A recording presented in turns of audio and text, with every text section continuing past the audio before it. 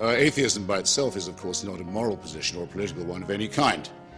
It simply is the refusal to believe in a supernatural dimension or a supernatural supervisor or dictator. I'm sorry, the area of agreement has just contracted, sir.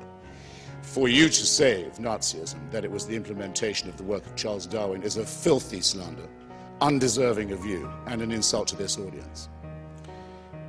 Darwin's thought was not taught in Germany. Darwinism was derided in Germany, along with every other form of unbelief. All the great modern atheist thinkers, Darwin, Einstein, and Freud, were alike despised by the National Socialist regime.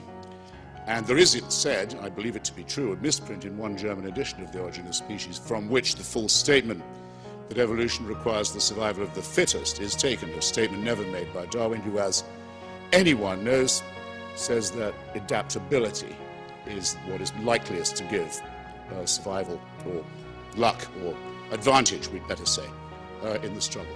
Now, just to take the most notorious of the 20th century totalitarianisms, the most finished example, the most perfected one, the most ruthless and refined one, that of National Socialism, the one that fortunately allowed the escape of all these great atheist thinkers and many others to the United States, country of separation of church and state that gave them welcome.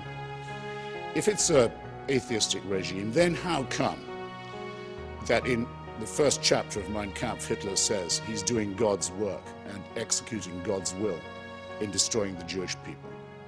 How come the Führer oath that every officer of the party and the army had to take, making Hitler into a minor god, begins, I swear in the name of Almighty God, my loyalty to the Führer? How come that on the belt buckle of every Nazi soldier it says Gott mit uns, God on our side? How come that the first treaty made by the National Socialist dictatorship, the very first, is with the Vatican, exchanging political control of Germany for Catholic control of German education? How come that the churches celebrated the birthday of the Führer every day, every year, I mean, on that day, until democracy put an end to this filthy, quasi-religious, superstitious, barbarous, reactionary system? Again, this is not a difference of emphasis between us to suggest that there's something fascistic about me and my beliefs is something I won't hear said, and you shouldn't believe. Thank you.